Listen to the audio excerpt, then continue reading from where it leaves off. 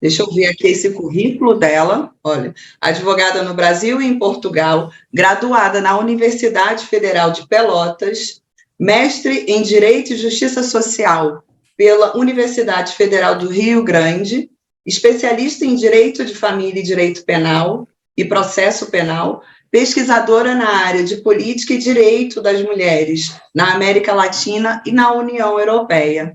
Doutora Samira, passo a palavra. Pronto. Muito obrigada pelo convite. Muito obrigada a todo mundo que está aqui assistindo. Já vi também algumas carinhas conhecidas ali. Fiquei muito feliz com o convite.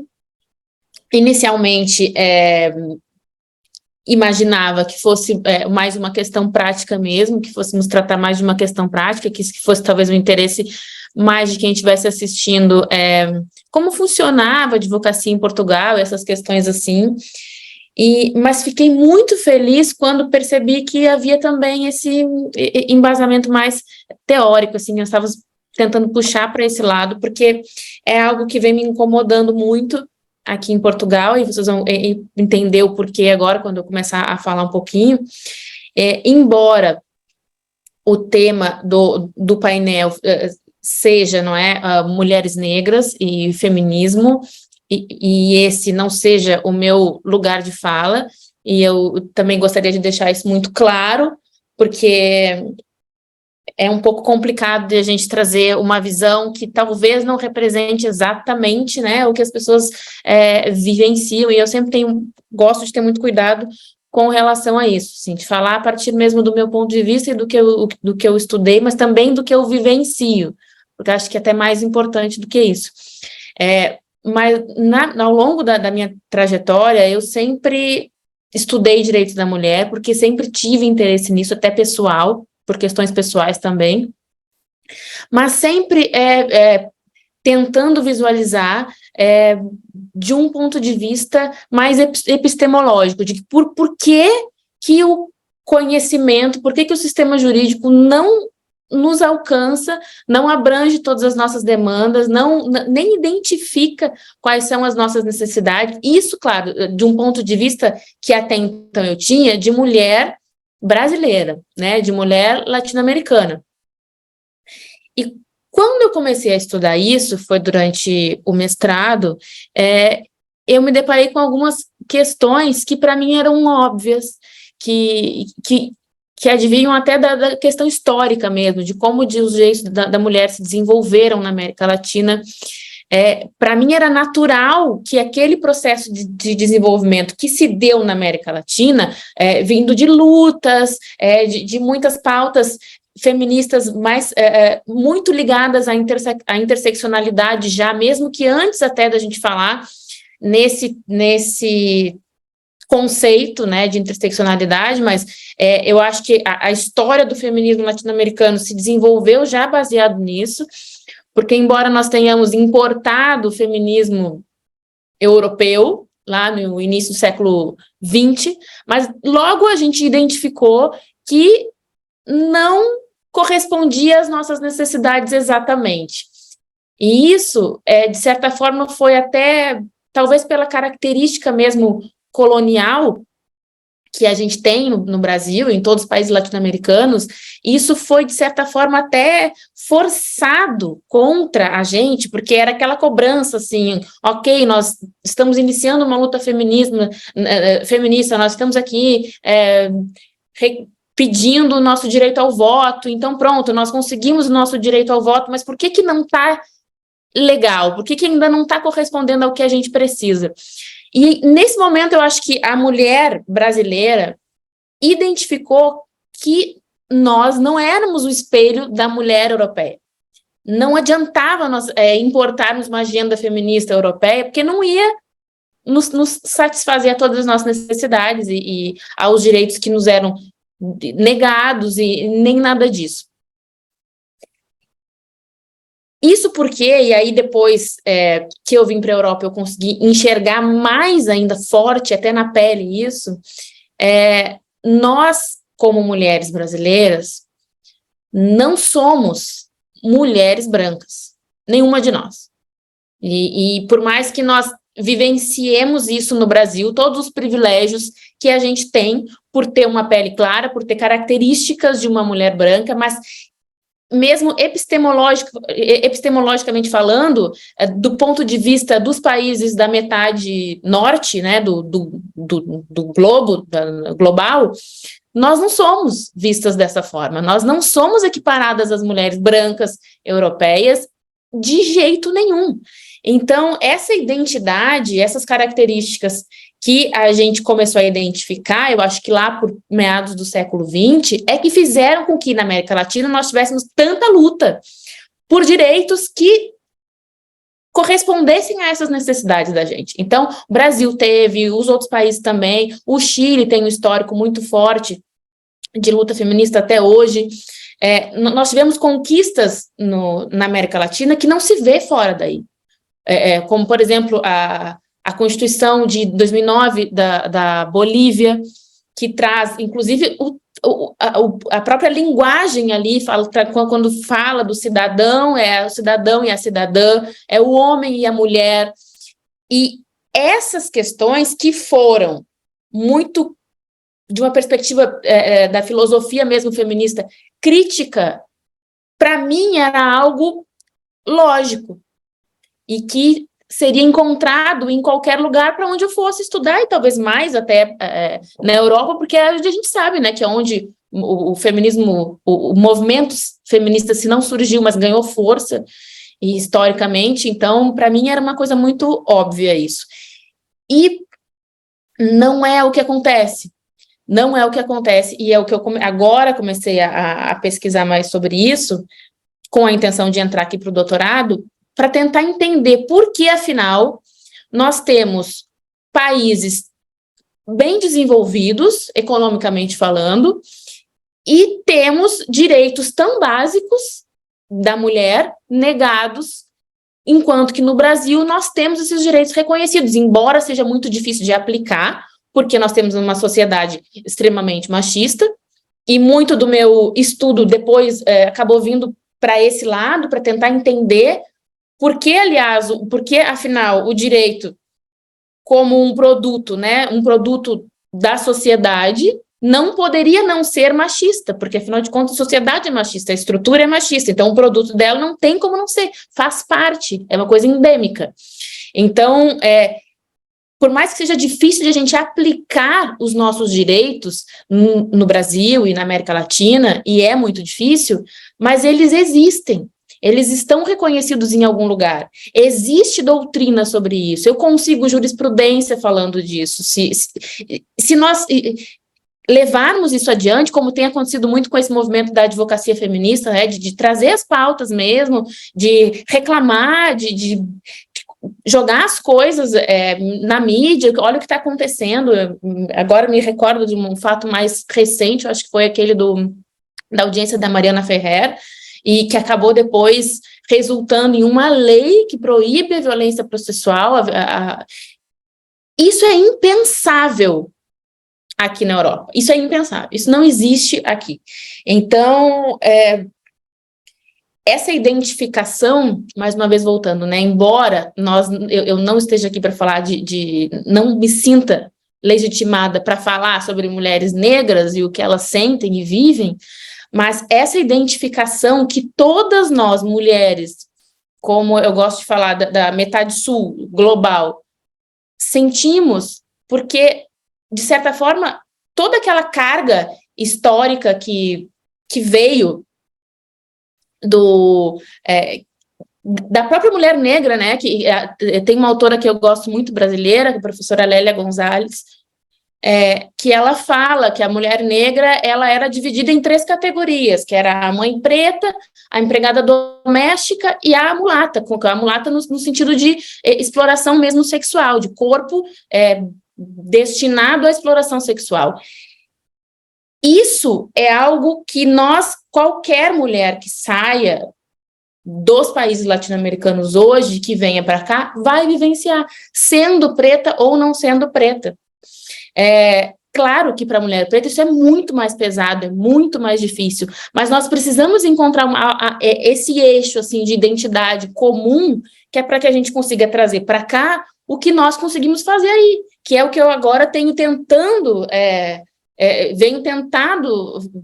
falar e tenho tentado bater nessa tecla muito, que não é possível que Portugal, por exemplo, hoje, que tem a maior comunidade brasileira fora do Brasil, é aqui, e que nós não tenhamos direitos básicos, que a mulher brasileira precisa chegar numa unidade da polícia para fazer uma denúncia a respeito de uma violência sexual ou uma violência doméstica, que é algo que a gente segurou com tanta força no Brasil e lutou tanto para conseguir, né, que é a nossa Lei Maria da Penha, que não existe no mundo lei melhor e nem parecida com a Lei Maria da Penha, que a gente precisa chegar aqui e esquecer que esses direitos existem, porque é o que acontece.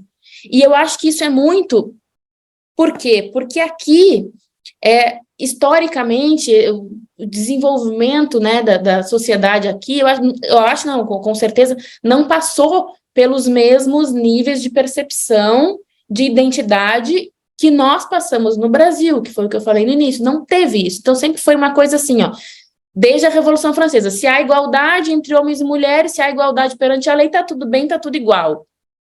Então, eles têm que ter uma legislação que garanta a igualdade, mas é aquela igualdade que nós, que temos já uma filosofia crítica, uma pesquisa crítica, uma base crítica de pesquisa no Brasil, sabemos que não existe, que é aquela igualdade que ignora as diferenças, que não reconhece que nós precisamos de igualdade na medida das diferenças, né? Então, aqui não tem isso. Então, a lei vai dizer que homens são iguais às mulheres perante a lei, e que a violência doméstica pode ser aplicada para todo mundo, que o pai ou a mãe, ambos têm direito à guarda do filho, e que aí a gente só vai avaliar questões econômicas e a qualidade. Então, questões mais estruturais e profundas da mulher, da perspectiva mesmo de gênero, nem falando em julgamento sobre perspectiva de gênero, que é algo que o Brasil também já tem, porque isso eu nem sonho em ver aqui tão cedo, mas até mesmo dentro da própria academia,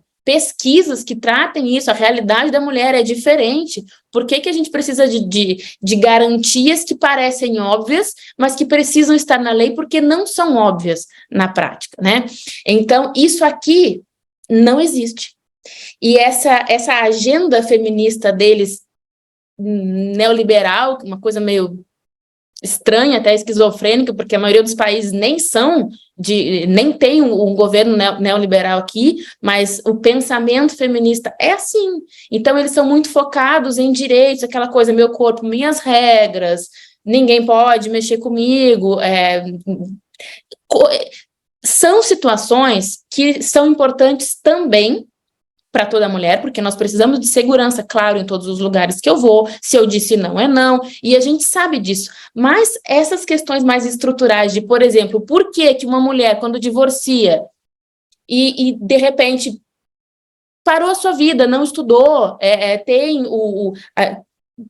optou, né, naquele contrato lá de casamento, de que o marido iria dar prosseguimento na sua carreira e ela não, para cuidar dos filhos, por que ela se sentia, afinal de contas, obrigada a isso? O que o papel de gênero, qual é o peso do papel de gênero dessa escolha, que não é tanto assim uma escolha, né?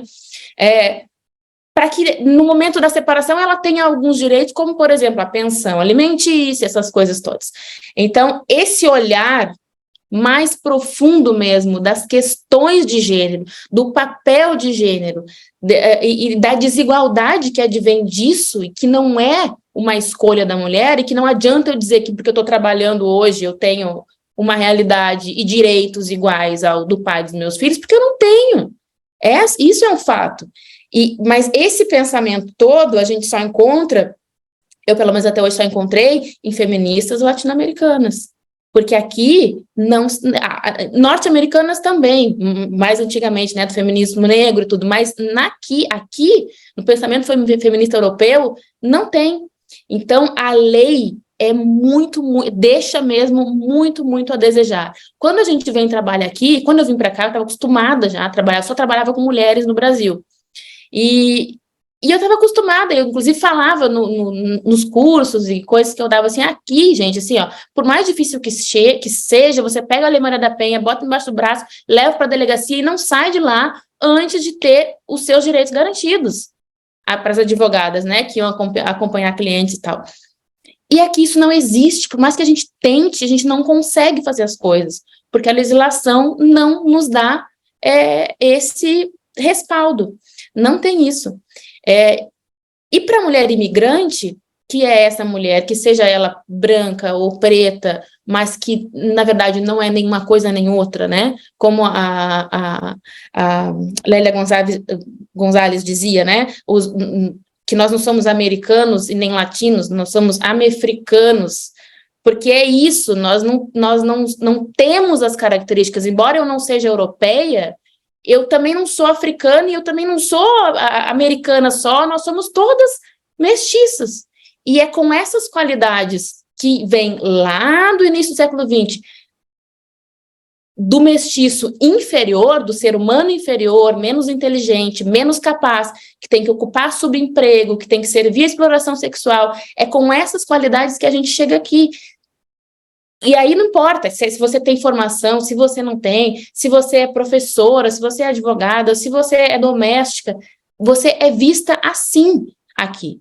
Então, a mulher brasileira que vem para cá, já que a gente vai falar em interseccionalidade, ela ainda tem mais esse estigma, mais essa dor para enfrentar, que é o de ser imigrante ou migrante aqui e de ser vista dessa forma. E precisa. E por que eu acho que essa fala é importante, já que é um congresso luso-brasileiro, né? E para estudantes, e para as pessoas, e para advogados e advogadas, assim, precisa. Essa agenda feminista, da advocacia feminista que a gente teve no Brasil, essa luta toda, a gente precisa trazer isso para cá, porque é verdade quando as pessoas falam que é muito difícil, que a mulher brasileira sofre mesmo, sofre violência sexual, sim, sofre violência processual, sofre violência em casa, porque não pode deixar os filhos, porque a lei diz que e diz mesmo, né, que o filho tem que ficar no país onde ele nasceu, e se tiver tudo bem, se ele estiver bem adaptado, não tem quem tire de Portugal. Então a mulher precisa aguentar a violência doméstica para não ficar sem os filhos em um país que não dá respaldo, que não protege quem é vítima de violência doméstica, e que nem sequer permite o não compartilhamento da guarda, por exemplo, quando existe violência doméstica. Não se mistura as coisas aqui. Então, você foi vítima de violência doméstica, mas ele é um pai presente, vai partilhar a guarda. Dane-se o que a mulher está sentindo. Você tem os seus direitos garantidos, você vai trabalhar, você não atende o telefone se você não quiser, a lei está dizendo que você pode, então pronto, é isso, resolva a sua vida. E isso é até um pedido, assim, para quem deseja vir atuar em Portugal, que venha, que tome essa coragem mesmo assim, especialmente nessa área, porque é muito, muito precário. Não só em Portugal, a União Europeia toda tem essa mesma dificuldade, Espanha a mesma coisa, fora nós temos contato agora através do Instituto Maria da Penha com outras mulheres brasileiras que estão atuando com imigrantes brasileiras e que estão em outros países aqui da volta, e é a mesma realidade, é a mesma coisa, não houve essa evolução nos direitos da mulher que a gente tem aí, aqui não houve. Chegou até o momento de se dizer que todo mundo é igual perante a lei e acabou. E a proteção imediata que a gente tem no Brasil e em outros países também na América Latina não existe.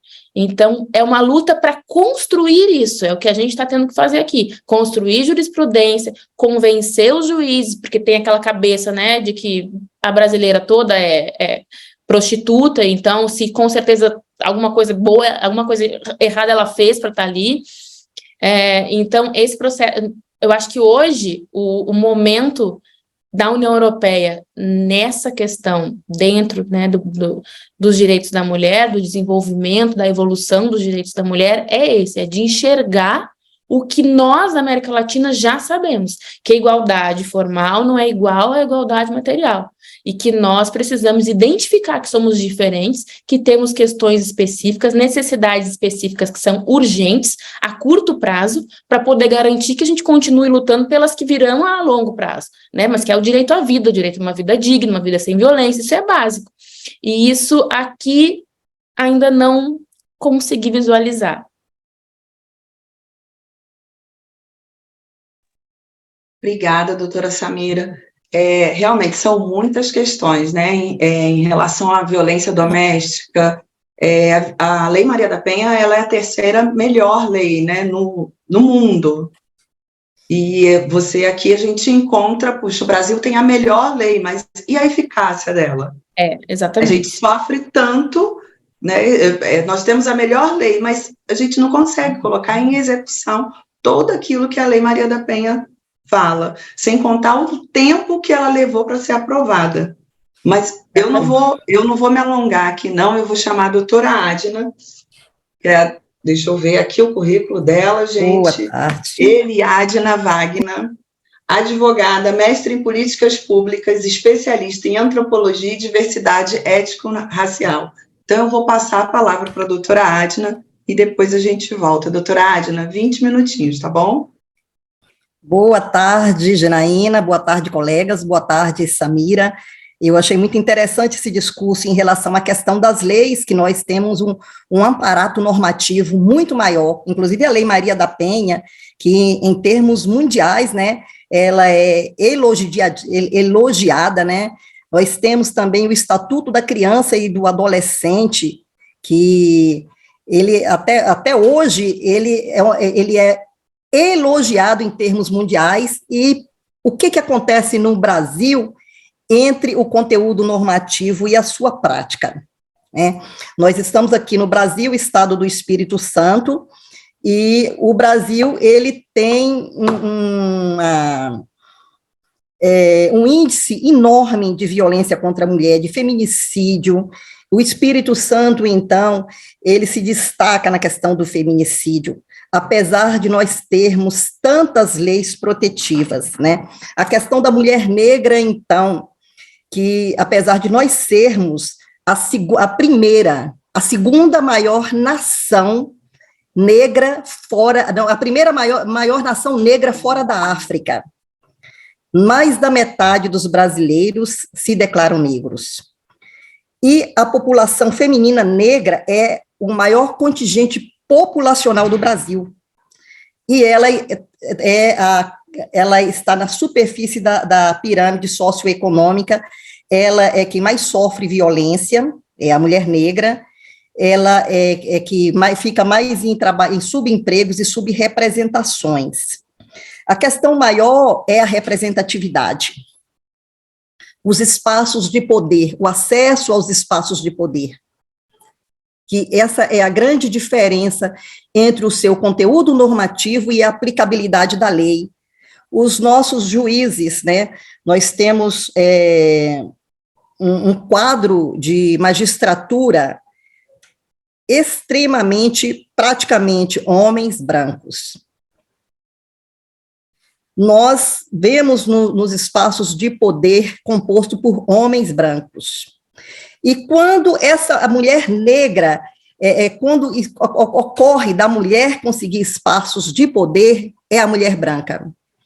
Tanto que a mulher branca no Brasil, a questão de branquitude, ela se sobrepõe à questão de raça, e dentro da pirâmide ela fica acima do homem negro, por uma questão racial. E nós temos a maior população carcerária, a segunda maior população carcerária da América, eu não posso dizer se é do mundo, mas eu acho que é, mas eu acho a segunda maior população carcerária da América, onde a imensa parte são de pessoas negras, homens negros. Por que isso acontece? Existe toda uma questão cultural. Nós temos conteúdo normativo, temos, mas na aplicabilidade a questão cultural. E aí nós precisamos discutir raça e gênero no ensino jurídico, principalmente entre os operadores do direito, para que, na hora de aplicar essa norma, ela seja analisada sobre o viés da raça e do gênero. Na hora de se discutir os espaços de poder, seja sobre o viés da raça e do gênero, nós precisamos também de políticas afirmativas que dê oportunidade para que essas pessoas também ingressem nesses espaços de poder. O que acontece muito no Brasil, aqui entre nós, é que isso aí eu estou falando de dados estatísticos, tá? Tem dados estatísticos que comprovam que o acesso aos lugares de poder intelectuais, ele passa por uma bolha de indicações. E essa bolha de indicação, ela é feita entre os seus pares. E esses pares, eles são representados pelo homem branco. Então, sem as políticas afirmativas, isso aí é uma probabilidade, existe um estudo de probabilidade, o Brasil vai alcançar a igualdade de gênero e raça em 2050. É bastante tempo e por isso nós precisamos de políticas afirmativas. Mas nós precisamos analisar também a questão do feminismo, porque o feminismo, ele teve toda uma história, todo um conteúdo, ele teve fases, ele teve, como qualquer outro movimento, né, que é um movimento social, ele teve contradições, ele teve erro, ele teve acertos, né, e apesar dele caracterizar um discurso pela igualdade, ele também foi exclusivo, ele também foi um movimento de início excludente. Não que agora seja inclusivo, mas é que agora o discurso que está efervescendo é um discurso pela inclusão. Se nós formos analisar o feminismo por uma questão didática, né, uma questão didática, ele é dividido em ondas, a primeira onda do feminismo, ele se sobressaiu sobre o discurso das necessidades da mulher branca, classe média e alta. O que se discutia na primeira onda do feminismo? O acesso político, o direito da mulher ao trabalho, né, o direito ao voto, e a mulher também discutia a sua questão apenas de procriadora. E as mulheres negras já trabalhavam, elas não precisavam ter direito ao trabalho, né? E nós vivíamos também uma colonização de escravização em que as mulheres negras, elas sequer eram consideradas como pessoas, que esse também é um problema dos direitos humanos, que quando se iniciou na França, né, a Revolução Francesa, que fala igualdade, liberdade, fraternidade, essa Revolução Francesa, ela falava em direitos humanos do homem, porque a mulher não era considerada, né, dentro desse viés de humanidade, e a mulher, e os negros, então, menos ainda, porque eles eram coisas, né, e aí o que nós tínhamos na primeira onda? Nós tínhamos uma contradição muito grande. Eu até guardei aqui um caso, a Margarete Gerges, que era uma enfermeira americana, ativista feminista, lutava pelos direitos da mulher e atuava em políticas eugenistas e participava de grupo supremacista branco. Olha só que coisa contraditória, né? Então, havia uma categoria de humanidade feminina. Nós podemos destacar nessa onda feminista, Betty Friedan, como a mística feminina, em que ela diz sobre as necessidades da mulher, de trabalhar fora, olha só, de votar, né? E aí nós vamos para a segunda onda do feminismo também, que inaugurado com o Segundo Sexo, da Simone Beauvoir e a Angela Davis, né? A Simone Beauvoir, ela questiona os papéis impostos pelo gênero, e ela dá um passo muito grande na questão do papel da mulher, e pela primeira vez ela questiona que essa questão de ser mãe, a vida doméstica, os afazeres, o cuidado, ela não é uma coisa natural, ela é uma coisa imposta, né? E retira a mulher do seu papel da sua autonomia econômica e coloca a mulher numa situação de subordinada e inferiorizada, Todo isso aí faz um produto de uma violência de todos os modos, violência psicológica, violência física e etc., né? E a Angela Davis, ela tem aí um destaque com a sua obra Mulheres, Raças e Classes, né? Nessa obra, ela inicia o reconhecimento de outras identidades femininas. Ela dá o pontapé para analisar, né, a compreensão da opressão, do viés machista, né, do viés machista sob um aspecto racista e classista também, né, e que acaba sendo voltado por um patriarcado eurocentralizado e heteronormativo, né. E aí nós vamos para a terceira onda do feminismo, com Bell Hooks, que, lamentavelmente, eu acho que faleceu o ano passado, se eu não me engano, o ano retrasado, e ela já vem com aquele pontapé sobre a questão da interseccionalidade. A Bell Hooks, ela começa a questionar, né, o papel do feminismo negro, e esse feminismo negro, ele passa da ideia de que não existe hierarquia entre as opressões, porque eu não posso, mulher, eu não posso buscar um direito, um lugar de privilégio para mim, como mulher, como uma mulher heterossexual, e deixar de fora as mulheres trans, as mulheres lésbicas, porque não há como quebrar todo o processo de opressão sem que eu sem que eu rompa com todo o fio, toda a rede, toda a telhas de opressão, porque se eu puxar um fio, eu terei que quebrar com todo o patriarcado, a partir do momento, com todo o patriarcado heteronormativo, que impõe opressão para as mulheres, sejam mulheres brancas, sejam mulheres negras, porque a questão da violência doméstica, ela, apesar dela apunhalar com mais força a mulher branca, ela também alcança a mulher negra em todas as suas classes sociais. A gente vê direto nos jornais, mulheres juízas, delegadas, mulheres que estão em situação de poder, em autonomia econômica, e são vítimas de feminicídio, são vítimas de violência doméstica. Então, o que acontece especificamente no Brasil? A imensa maioria das mulheres brasileiras, elas são mulheres negras. Então, a partir do momento que o contexto racial, ele não for analisado dentro desse campo de opressão, e for analisado só pelo gênero, o que vai ocorrer? Nós não vamos romper com toda a cadeia de opressão, nós vamos criar uma outra categoria de privilégios.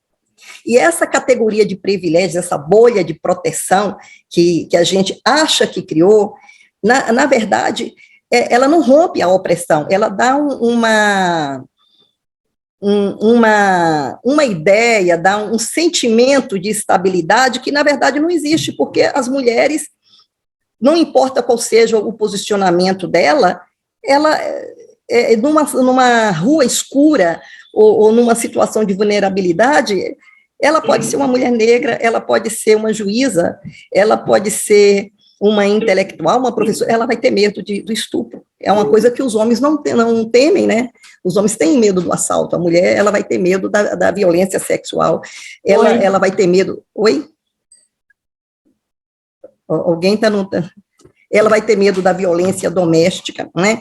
Então, essa é a questão da interseccionalidade. Partir da análise, o feminismo negro, ele chama para essa análise da opressão como uma coisa conjunta, e que a atuação, ela tem que ser conjunta. Eu tenho aqui uma frase da Patrícia Colles, que eu gosto muito da Patrícia Colles, né? E ela diz o seguinte: as relações interseccionais de poder é que sustentam as desigualdades sociais de raça, gênero, classe, idade, capacidade, sexualidade e nação. As relações de poder dependem de práticas organizacionais e variáveis. Por quê? Porque essas relações de poder, ela se alimenta justamente da fragmentação da luta. Porque se você for colocar, a imensa maioria dos oprimidos quantitativamente é a maior parte da população, mas a partir desse momento em que as lutas são fragmentadas, a quem que isso é beneficiado realmente? O único benefício que se tem é justamente para o grupo dominante, né? Quando nós falamos em grupo dominante, estamos nos referindo ao homem branco, e às vezes as pessoas falam, poxa, o feminismo é uma luta da mulher contra o homem branco. Não, gente, de jeito nenhum, nós precisamos de parceria, nós precisamos de mulheres brancas, nós precisamos de gays, nós precisamos de homens brancos, porque esse tipo de relação de poder, ela desumaniza também o homem branco, e existem estatísticas de que a masculinidade tóxica, ela acaba por tirar do homem esse senso, essa sensibilidade, esse senso de humanização, e ele acaba também sendo, de certa forma, oprimido por uma circunstância. Então, ninguém ganha com isso. Dentro de um processo de igualdade, eu achei muito interessante quando falou da questão de Portugal, né, por causa das leis. E eu não sei como é que é a questão da violência doméstica dentro de Portugal, em comparação ao Brasil. Em comparação ao Brasil, doutora. Mas... até a título de informação só mesmo. Eu quando cheguei aqui, achava que o que a gente ouvia é que os índices eram muito menores, mas não. Comparando territorialmente o tamanho do país com um estado brasileiro qualquer, por exemplo, o Rio Grande do Sul, que é de onde eu vim, né? Nos últimos 3 meses do ano passado, nós tivemos 3 registros de violência doméstica pela linha telefônica de atendimento à vítima por minuto em Portugal. Então é muita coisa. Exatamente, mas para se ver que a questão não é só a norma ajuda, a norma ela é uma ferramenta que os movimentos sociais, eles podem utilizar, né, esse tipo de ferramenta como uma garantia, mas a maior questão é cultural. Se a gente não conseguir resolver e não tiver essa consciência de interseccionalidade, da necessidade de união, de todas as formas de opressão, que eu, mulher branca, hétero, ou eu, mulher negra, não posso oprimir o gay, não posso oprimir a mulher trans, nós precisamos de todo esse contexto de união, a coisa não vai ser resolvida com ou sem norma. Essa é a realidade que a gente verifica, né, porque tanto Portugal com lei, o Brasil com um conteúdo normativo um aparato normativo muito grande, e não é só isso, não basta apenas a gente ter acesso aos espaços de poder. Aqui no Brasil, eu não sei em Portugal como é que acontece, aqui no Brasil nós temos um problema sério com letramento racial, letramento de gênero, né, porque isso, infelizmente, ele não é introduzido de uma forma ampla dentro das faculdades de direito. E aí, às vezes as mulheres ocupam espaços de poder, isso acontece, mas essa mulher, ela tem uma representação, mas ela não tem representatividade, né? Porque o que é representação? É uma mulher negra, ou uma mulher branca, ou um gay ocupando aquele espaço de poder. A representatividade é quando essa pessoa ocupa esse espaço e ela defende as pautas feministas, as causas da mulher negra, as causas da mulher trans, as causas da mulher de idade, que a mulher sofre mais o preconceito de idade do que o homem, né? O que falta é muita representação. Não adianta só a mulher ocupar espaços de poder, é necessário que ela tenha essa consciência desse papel dela na desconstrução dessa teia de aranha, que é todo esse viés de opressão. E então isso tem que ser analisado de uma forma interseccional. Eu tenho observado muito aqui um desconhecimento muito grande da questão da igualdade, o que é a igualdade formal, eu acho às vezes que nem é desconhecimento, eu acho que na maioria das vezes é intencional, né? Porque é intencional. Eu acho que né? É uma conveniência, na verdade, né? A gente verifica isso. Mas também, e além disso, tem uma outra situação, mesmo quando a mulher ocupa espaços de poder, o próprio sistema faz, quando ela tem uma representatividade, ela ocupa esse espaço de poder, o próprio sistema faz com que a fala seja retirada dela. Pode observar que que nós mulheres, nós sofremos mais a violência da ruptura das nossas falas, as nossas falas são silenciadas, nós somos interrompidas com mais frequência, né? E nós sofremos todo um aparato de opressão para fazer com que os nossos corpos, eles sejam calados. E a maior violência é justamente o silenciamento. Por quê? Porque a voz é o poder. A partir do momento que você está na tribuna, que você pode expor, e as pessoas sabem disso, né? O poder de voz. O poder de voz é o poder de convencimento, o poder de convencimento é o poder de mudar toda essa estrutura. Eu tenho quanto tempo? Janaína, posso continuar? Você me dá um oi, tá? Então, oi, Adna. Não, já pode encerrar, minha amiga. Então, eu gostaria de encerrar, tá, com uma fala aqui, doutora Samira, de uma autora que eu gosto muito dela, e ela é uma mulher negra, lésbica, né? E ela fez essa, eu até copiei, porque eu acho assim que está muito dentro do nosso contexto, né? Dentro da comunidade lésbica, eu sou negra, e dentro da comunidade negra, eu sou lésbica. Qualquer ataque contra pessoas negras é uma questão lésbica e gay, porque eu e milhares de outras mulheres negras somos partes da comunidade lésbica. Qualquer ataque contra lésbicas e gays é uma questão de negros, porque milhares de lésbicas e gays são negros. Não existe hierarquia de opressão. Eu não posso me dar o luxo de lutar por uma forma de opressão apenas. Eu não posso me permitir acreditar que ser livre de intolerância é um direito de um grupo particular. Eu não posso tomar a liberdade de escolher entre as frontes nas quais devo batalhar contra essas forças de discriminação, onde quer que elas apareçam para me destruir, porque elas aparecem para me destruir. Não demorará muito e aparecerão para destruir você. Eu acho que é uma reflexão muito grande, né? A necessidade dessa interseccionalidade, dessa sororidade do feminismo, e o feminismo negro, ele cumpre esse papel de pensar todas as mulheres, não de uma forma universalizada, mas de uma forma pluralizada. Obrigada, Janaína. Exatamente, doutora Adna, concordo, né? Nós precisamos ver as mulheres como plurais. E aí, pegando essa pauta, essa ponta, dizendo que o feminino e o masculino, né? O que é o feminino e o masculino, que a doutora Samira comentou, a gente vê que isso tudo são frutos, feminino e masculino, são frutos de relação de poder. Nada mais, nada menos que relação de poder.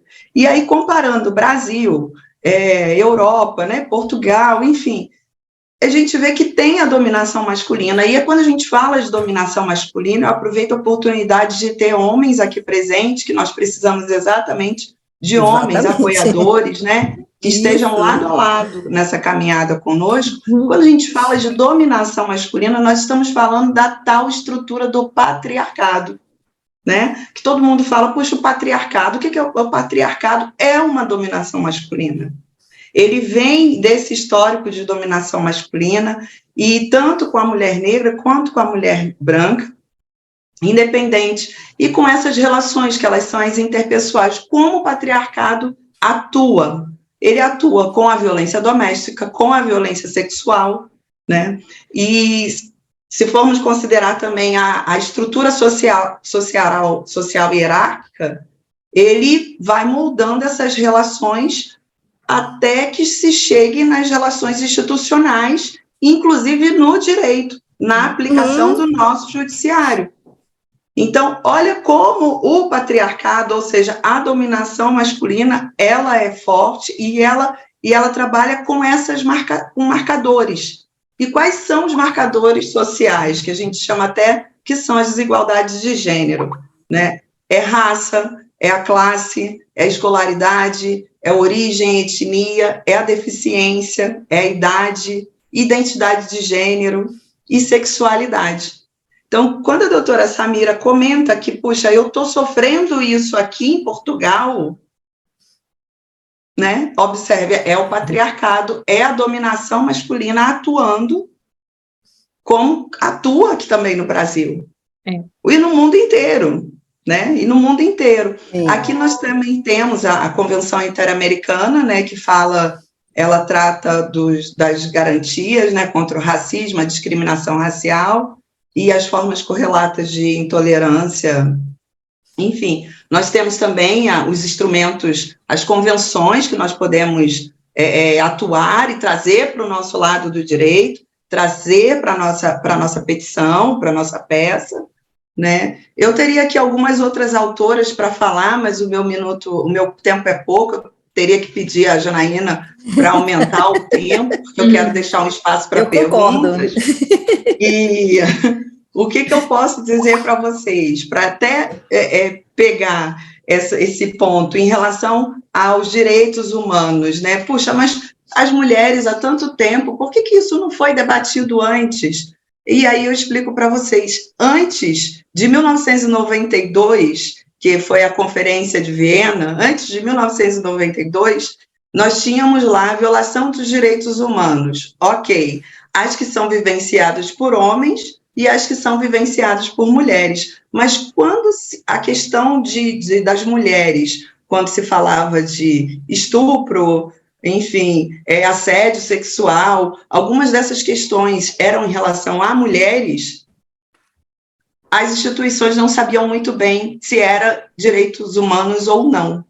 Então, isso eu estou falando de 1992. E aí teve a Conferência de Viena, de 1992, a de Pequim, não é isso, doutora Samira, doutora Adna? Exatamente. De 1995, que passou a entender que o direito das mulheres são direitos humanos. Então, quando passamos a vivenciar violações dos direitos humanos, como as vivenciadas por homens, devemos ser protegidas, e quando vivenciamos violações diferentes das vivenciadas por homens, devemos ser protegidas também. E isso você leva para o racismo e leva também para a questão da equidade com mulheres brancas e mulheres negras. E muito se fala da interseccionalidade. Está chegando o meu tempo e eu vou deixar 5 minutos para quem quiser fazer pergunta. Muito se fala da interseccionalidade. E aí eu vou trazer um exemplo para vocês que eu amo de paixão. Ela é uma advogada norte-americana, Kimberly Crenshaw. O dia que eu puder, tiver o prazer de conhecer, eu vou adorar.